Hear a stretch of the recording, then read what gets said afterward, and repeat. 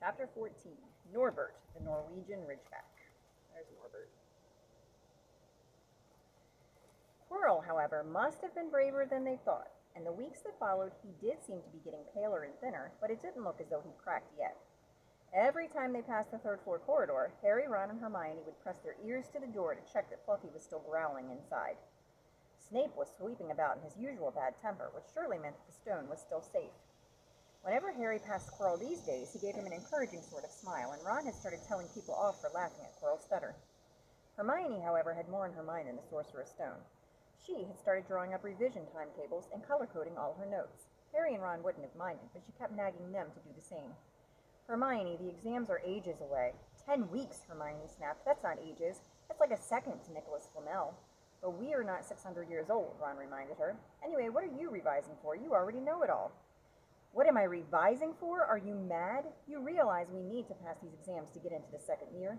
They are very important. I should have started studying a month ago. I don't know what's got into me. Unfortunately, the teachers seemed to be thinking along the same lines as Hermione. They piled so much homework on them that the Easter holidays weren't nearly as much fun as the Christmas ones. It was hard to relax with Hermione next to you reciting the 12 uses of dragon's blood, or practicing wand movements. Moaning and yawning, Harry and Ron spent most of their free time in the library with her, trying to get through all their extra work. I'll never remember this, Ron burst out one afternoon, throwing down his quill and looking longingly out the library window. It was the first really fine day they'd had in months. The sky was a clear forget-me-not blue, and there was a feeling in the air of summer coming. Harry, who was looking up Dittany and 1,000 magical herbs and fungi, didn't look up until he heard Ron say, "Hagrid, what are you doing in the library?" Hagrid shuffled into view, hiding something behind his back. He looked very out of place in his moleskin overcoat. "Just looking," he said in a shifty voice that got their interest at once. "And what are you lot up to?" He looked suddenly suspicious. "You're not still looking for Nicholas Flamel, are you?" "Oh, we found out who he is ages ago," said Ron impressively. "And we know what that dog's guarding. It's a sorceress." Shh! Hagrid looked around quickly to see if anyone was listening. "Don't go shouting about it. What's the matter with you?" "There are a few things we wanted to ask you, as a matter of fact," said Harry, "about what's guarding the stone apart from Fluffy." "Shh!" said Hagrid again. "Listen, come and see me later. I'm not promising I'll tell you anything, mind, but don't go rabbiting about it in the ear. Students aren't supposed to know. They'll think I've told you." "See you later, then," said Harry. Hagrid shuffled out. What was he hiding behind his back, said Hermione thoughtfully. "Do you think it had anything to do with the stone?" "I'm going to see what section he was in," said Ron, who'd had enough of working. He came back a minute later with a pile of books in his arms and slammed them down on the table. "Dragons," he whispered. Hagrid was looking up stuff about dragons. "Look at these. Dragon species of Great Britain and Ireland, from egg to inferno. A dragon keeper's guide." "Hagrid's always wanted a dragon. He told me so the first time I ever met him," said Harry. "But it's against our laws," said Ron. "Dragon breeding was outlawed by the Warlocks Convention of 1709. Everyone knows that. It's hard to stop muggles noticing us if we're keeping dragons in the back garden. Anyway, you can't tame dragons." These are dragon eggs.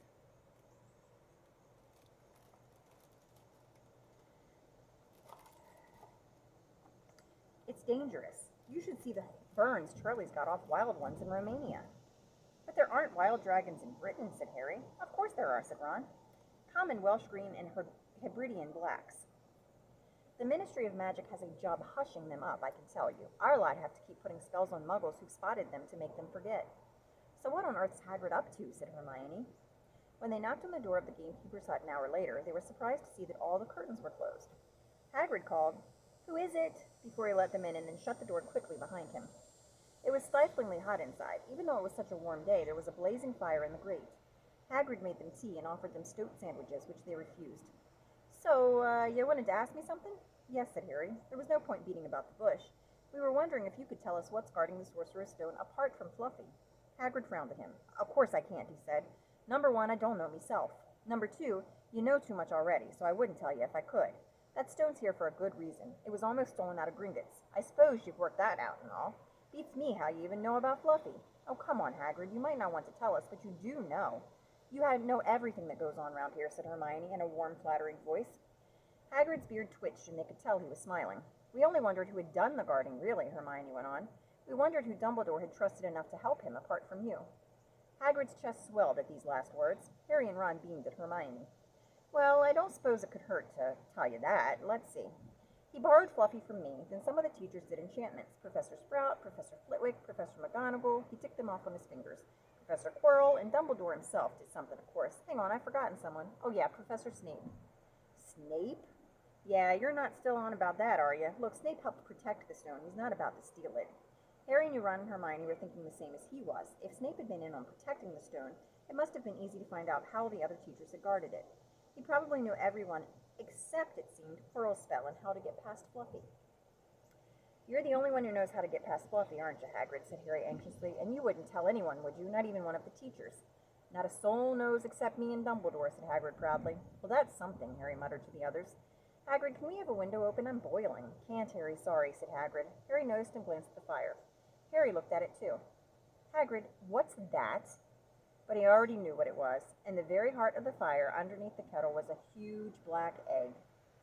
Ah, said Hagrid, fiddling nervously with his beard. That's a... Where did you get it, Hagrid, said Ron, crouching over the fire to get a closer look at the egg. It must have cost you a fortune. Won it, said Hagrid, last night. I was down in the village having a few drinks and got into a game of cards with a stranger. I think he was quite glad to get rid of it, to be honest. What are you going to do with it when it's hatched, said Hermione. Well, I've been doing some reading, said Hagrid, pulling a large book from under his pillow. Got this out of the library, Dragon Breeding for Pleasure and Profit. It's a bit out of date, of course, but it's all in here. Keep the egg in the fire because their mothers breathe on them, see? And when it hatches, feed it on a bucket of brandy mixed with chicken blood every half hour. And see here, how to recognize different eggs. What I got there is a Norwegian Ridgeback. They're rare, them. He looked very pleased with himself, but Hermione didn't. Hagrid, you live in a wooden house, she said. But Hagrid wasn't listening. He was humming merrily as he stoked the fire. So now they had something else to worry about. What might happen to Hagrid if anyone found out he was hiding an illegal dragon in his hut? Wonder what it's like to have a peaceful life, Ron sighed, as evening after evening they struggled through all the extra homework they were getting. Hermione had now started making revision timetables for Harry and Ron, too. It was driving them mad. Then, one breakfast time, Hedwig brought Harry another note from Hagrid. He had written only 2 words, it's hatching. Ron wanted to skip herbology and go straight down to the hut. Hermione wouldn't hear of it. Hermione, how many times in our lives are we going to see a dragon hatching? We've got lessons, we'll get into trouble, and that's nothing to what Hagrid's going to be in when someone finds out what he's doing. Shut up, Harry whispered. Malfoy was only a few feet away and he'd stopped dead to listen. How much had he heard? Harry didn't like the look on Malfoy's face at all. Ron and Hermione argued all the way to herbology, and in the end, Hermione agreed to run down to Hagrid's with the other 2 during morning break. When the bell sounded from the castle at the end of their lesson, the 3 of them dropped their trowels at once and hurried through the grounds to the edge of the forest. Hagrid greeted them looking flushed and excited. It's nearly out, he ushered them inside. The egg was lying on the table. There were deep cracks in it. Something was moving inside. A funny clicking noise was coming from it. They all drew their chairs up to the table all at once.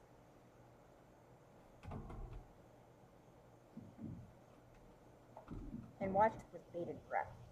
All at once there was a scraping noise and the egg split open. The baby dragon flopped onto the table. It wasn't exactly pretty. Harry thought it looked like a crumpled black umbrella. Its spiny wings were huge compared to its skinny jet body, and it had a long snout with wide nostrils, stubs of horns, and bulging orange eyes. It sneezed. A couple of sparks flew out of its snout. Isn't he beautiful? Hagrid murmured. He reached out a hand to stroke the dragon's head. It snapped at his fingers, showing pointed fangs. Bless him, look, he knows his mummy, said Hagrid. Hagrid, said Hermione, how fast do Norwegian Ridgebacks grow exactly? Hagrid was about to answer when the color suddenly drained from his face. He leapt to his feet and ran to the window. Someone was looking through the gap in the curtains. It's a kid. He's running back up to the school. Harry bolted to the door and looked out. Even at a distance, there was no mistaking him. Malfoy had seen the dragon.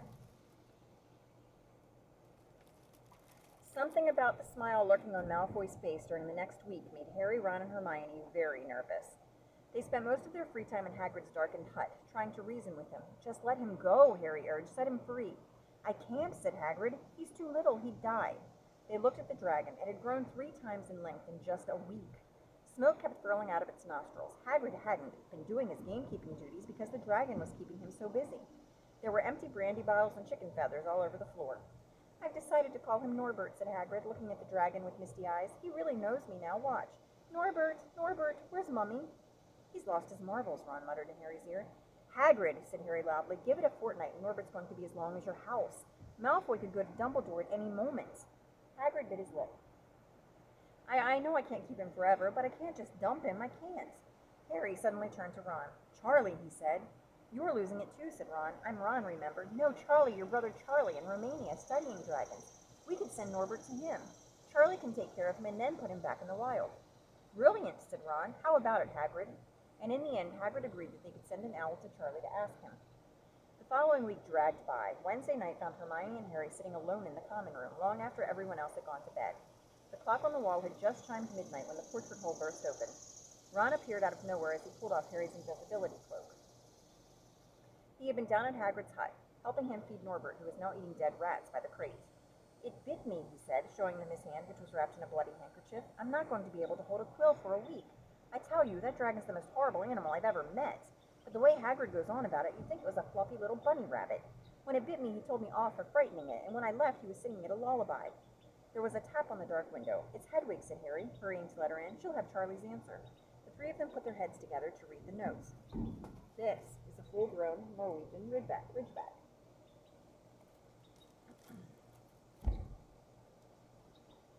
Dear Ron, how are you? Thanks for the letter. I'd be glad to take the Norwegian Ridgeback, but it won't be easy getting him here. I think the best thing will be to send him over with some friends of mine who are coming to visit me next week. Trouble is, they mustn't be seen carrying an illegal dragon. Could you get the Ridgeback up the tallest tower at midnight on Saturday? They can meet you there and take him away while it's still dark. Send me an answer as soon as possible. Love, Charlie." They looked at each other. "We've got the invisibility cloak," said Harry. "It shouldn't be too difficult. I think the cloak's big enough to cover two of us and Norbert." It was a mark of how bad the last week had been that the other two agreed with him. Anything to get rid of Norbert and Malfoy. There was a hitch. By the next morning, Ron's bitten hand had swollen to twice its usual size. He didn't know whether it was safe to go to Madame Pomfrey, would she recognize a dragon bite?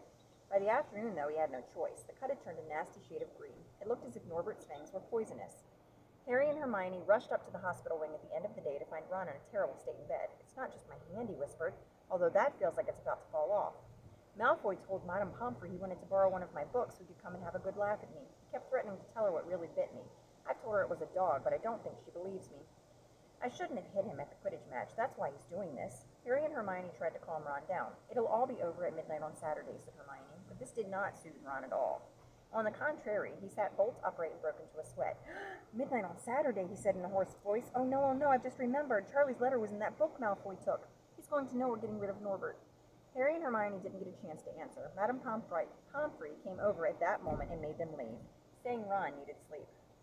"Well, it's too late to change the plan now," Harry told Hermione. "We haven't got time to send Charlie another owl, and this could be our only chance to get rid of Norbert.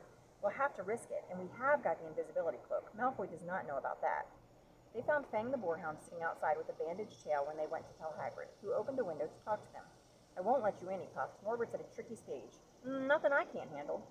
When they told him about Charlie's letter, his eyes filled with tears, although that might have been because Norbert had just bitten him on the leg. "Ah!